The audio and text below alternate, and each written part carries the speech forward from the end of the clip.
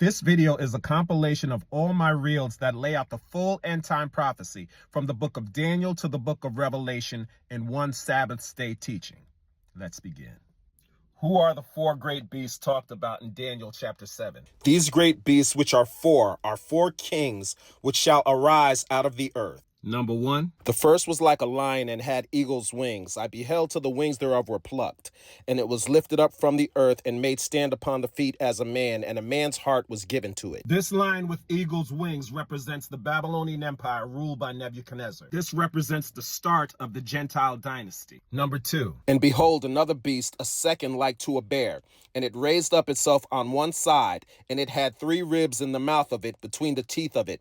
And they said thus unto it, Arise, devour much flesh. This bear represents the Medo-Persian Empire. The 3 ribs in its mouth represents the 3 empires it conquered: Lydia in Asia Minor, Babylon, and Egypt. The bear was raised up on one side, representing the imbalance of the alliance. Persia was the more dominant. Number 3. After this I beheld, and lo, another like a leopard, which had upon the back of it 4 wings of a fowl.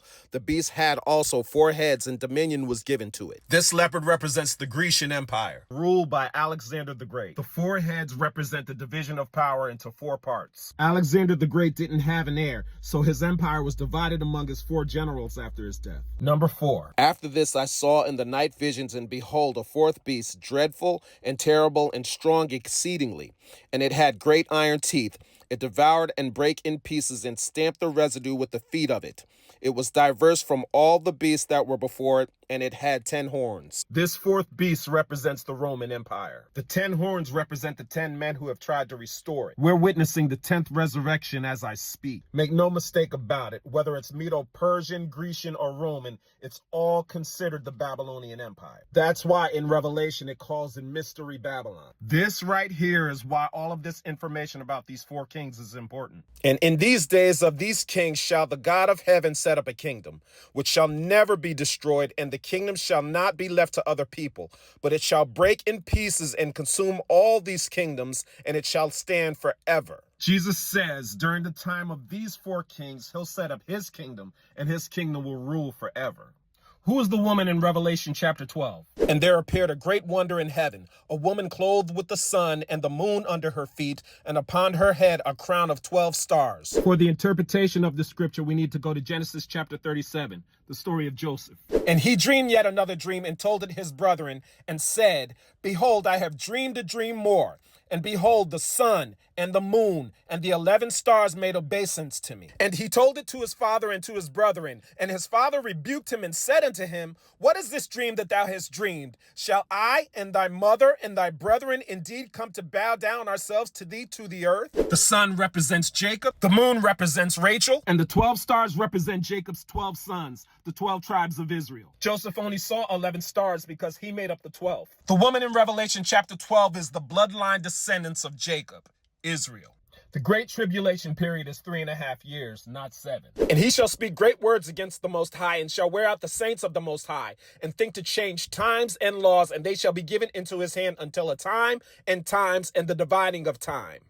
The Antichrist will wear out the saints for a time, 1 year, times, 2 years, and a half of time, which is a half a year. Add all that up, and it's 3.5 years. But the court which is without the temple, leave out and measure it not, for it is given unto the Gentiles. And the holy city shall they tread under foot 42 months.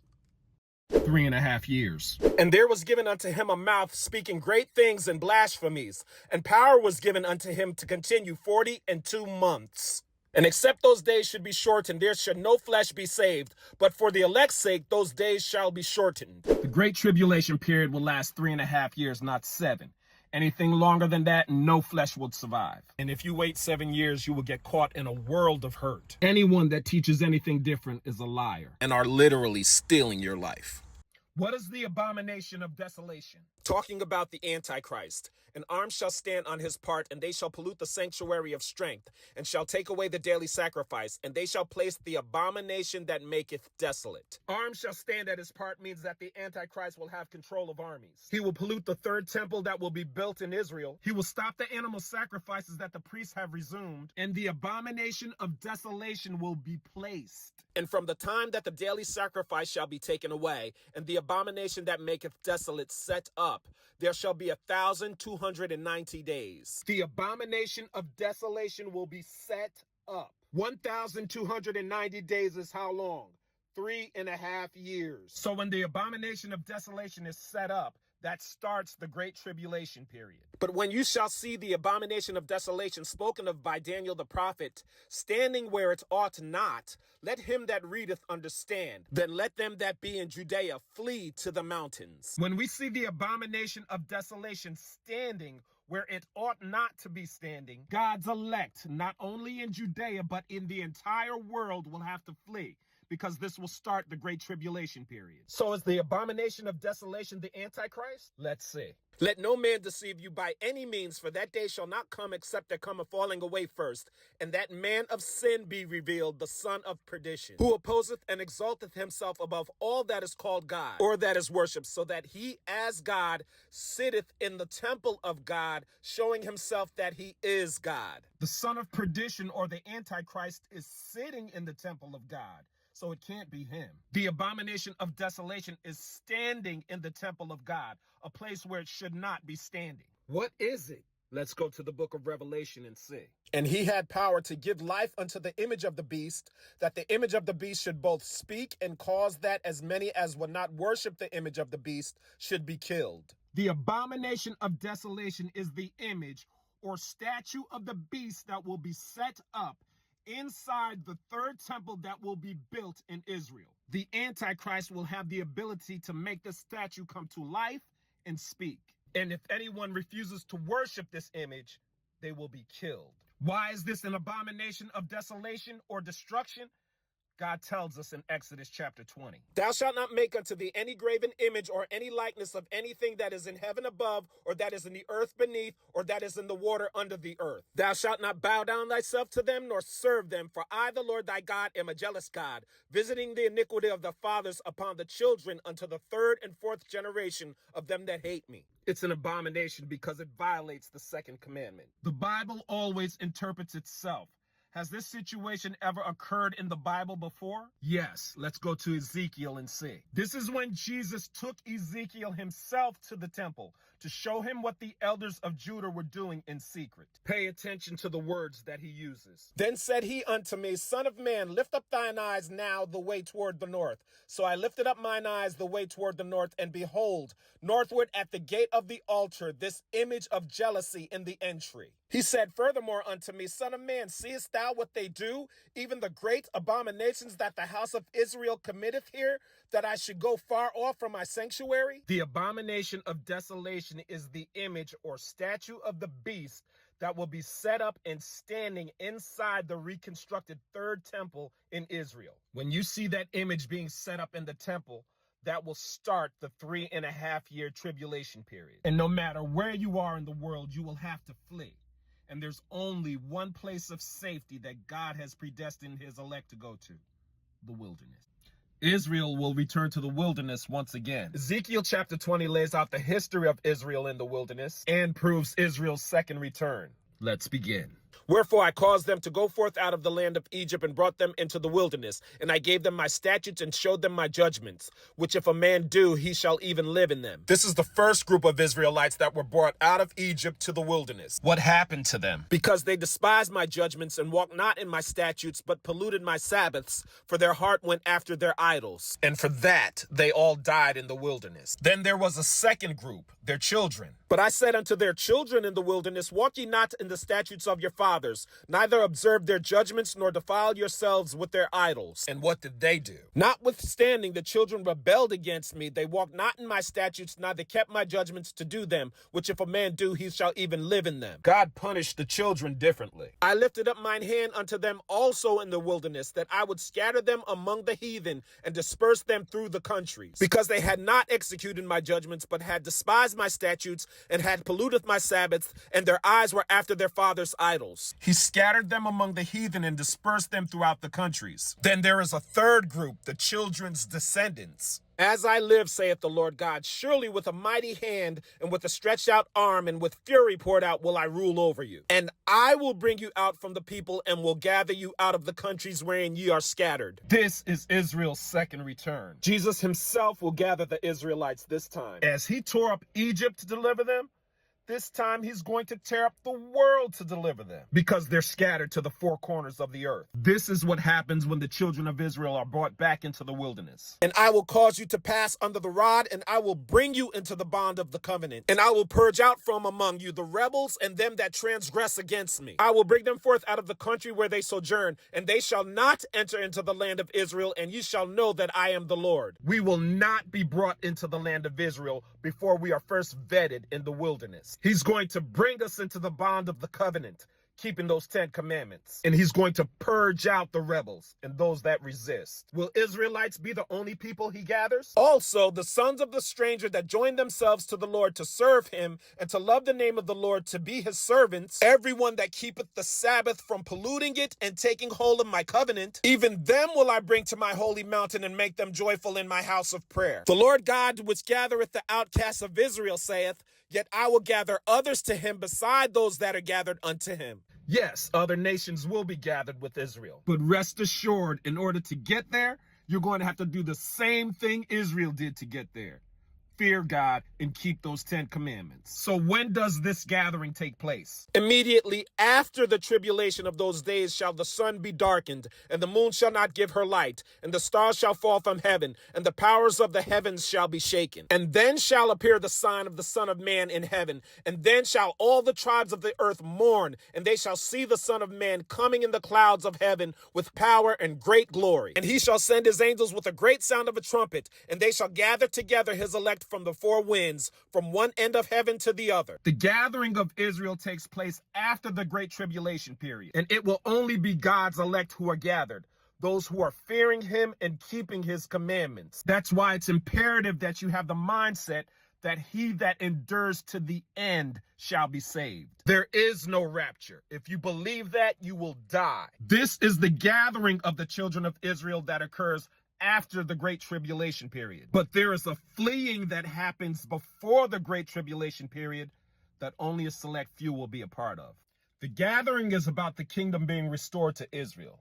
The fleeing is about safety and survival during the tribulation period. When ye therefore shall see the abomination of desolation spoken of by Daniel the prophet stand in the holy place, whoso readeth, let him understand. Then let them which be in Judea flee into the mountains. The abomination of desolation is the image or statue of the beast that will be set up inside the third temple that will be reconstructed in Israel. When we see that, we will know that's our sign to flee, all who are in Judea and in the entire world. And there appeared a great wonder in heaven, a woman clothed with the sun and the moon under her feet, and upon her head a crown of 12 stars. The woman represents the bloodline descendants of Jacob, Israel. And she brought forth a man-child who was to rule all nations with a rod of iron, and her child was caught up unto God and to his throne. The child that Israel brought forth was Jesus. He was born through the tribe of Judah. But during the fleeing, there will be stipulations in place in order to enter the wilderness. One is only those who are written in the book of life can enter. And at that time shall Michael stand up, the great prince which standeth for the children of thy people. And there shall be a time of trouble such as never was since there was a nation, even to that same time. And at that time thy people shall be delivered,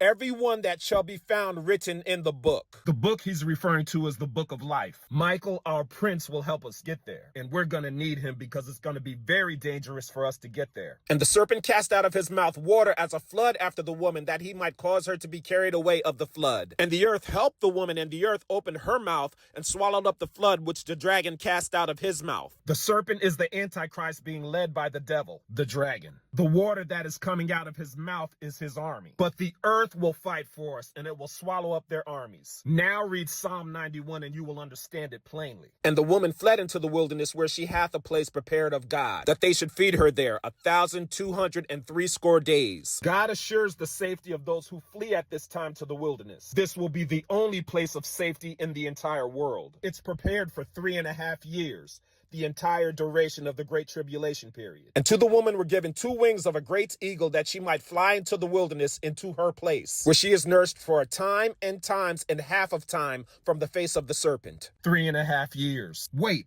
where have we seen this before? And Moses went up unto God, and the Lord called unto him out of the mountain, saying, Thus shalt thou say to the house of Jacob, and tell the children of Israel, Ye have seen what I did unto the Egyptians, and how I bare you on eagle's wings, and brought you unto myself. The same way that Jesus tore up Egypt to let his people go is going to be the same way he tears up the world to let them go. This will infuriate the devil and the Antichrist.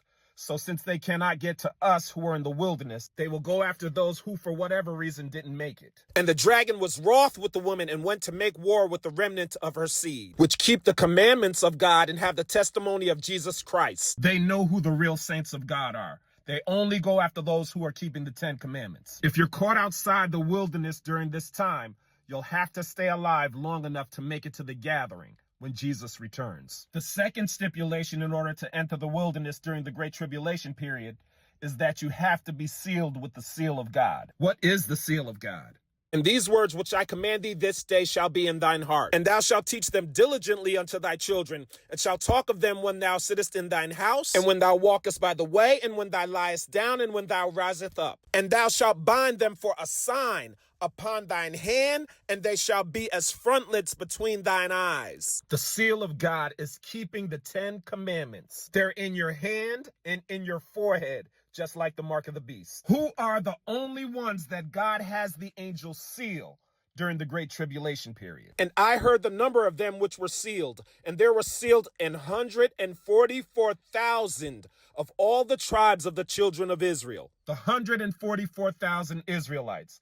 They're the ones that make it to the wilderness during the fleeing because they're the first fruits. Who are the 144,000 spoken of in Revelation chapter 7? They are the bloodline descendants of Jacob, Israel, who are allowed to flee into the wilderness to be protected by God for the duration of the Great Tribulation period. Saying, Hurt not the earth, neither the sea, nor the trees, till we have sealed the servants of our God in their foreheads. And I heard the number of them which were sealed, and there were sealed 144,000 of all the tribes of the children of Israel. They are sealed with the seal of God.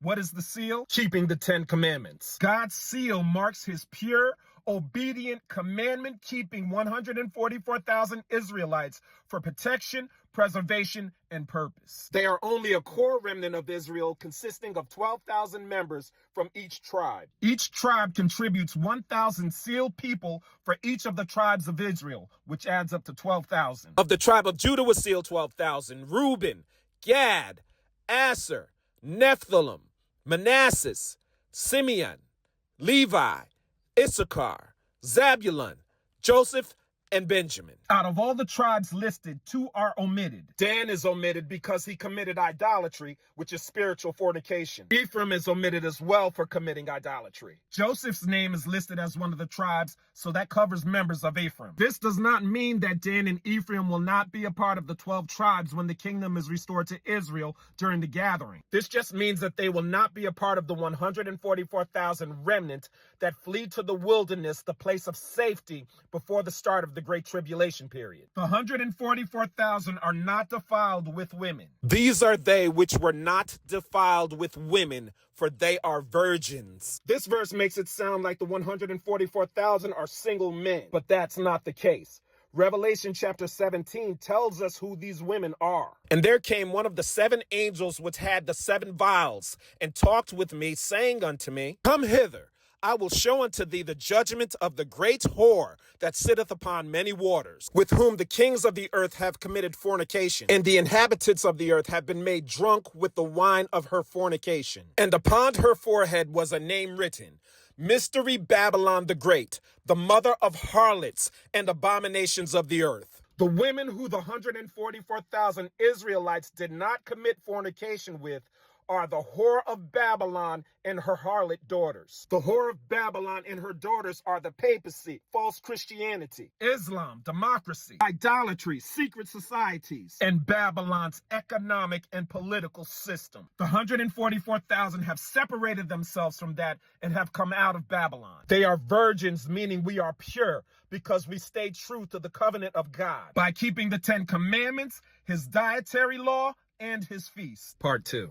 Come hither, I will show unto thee the judgment of the great whore that sitteth upon many waters, with whom the kings of the earth have committed fornication, and the inhabitants of the earth have been made drunk with the wine of her fornication. The 144,000 Israelites are not drunk with the whore's wine of fornication, meaning her religion. Stay yourselves and wonder. Cry ye out and cry. They are drunken, but not with wine. They stagger, but not with strong drink. For the Lord hath poured out upon you the spirit of deep sleep, and hath closed your eyes, the prophets and your rulers. The seers hath he covered. And the vision of all is become unto you as the words of a book that is sealed, which men deliver to one that is learned, saying, Read this, I pray thee. And he saith, I cannot, for it is sealed. Wherefore the Lord said, For as much as this people draw near me with their mouth, and with their lips do honor me, but have removed their heart far from me, and their fear toward me is taught by the precept of men. The 144,000 haven't fallen for Babylon's man-made doctrines, traditions, and precepts of men that keep the inhabitants of the earth asleep and drunk. These were redeemed from among men, being the first fruits unto God and to the Lamb. And in their mouth was found no guile, for they are without fault before the throne of God. The 144,000 are the first to be harvested, hence the title first fruits. They are not the same as the great multitude listed in Revelation chapter 7, verse 9. The sealing of the 144,000 guarantees the coming of the great multitude, which is the full harvest. So who are the 144,000? They are the Israelites who understands the signs spoken of by the prophet Daniel and flee to the wilderness at the set time, when the abomination of desolation or the image or statue of the beast is set up in the reconstructed third temple that will be built in Jerusalem. They will be preserved, protected, and fed by God in the place of safety, the wilderness, for the duration of the Great Tribulation period. They have met all the stipulations set by God to enter. They keep the 10 Commandments, the dietary law, and the Lord's feast. There will be no guile in their mouths. They will be faultless before the throne of God, and their names will be written in the book of life. They are a remnant, not the whole of Israel, a purified core. They will be judges in Jesus' government during his millennial reign. 12 is the number of God's divine government. 1,000 is the fullness of a military company. 12,000 is a full battalion of God's army per tribe. They are God's elite forces that will be ready to stand in battle against Babylon with Jesus in the Battle of Armageddon.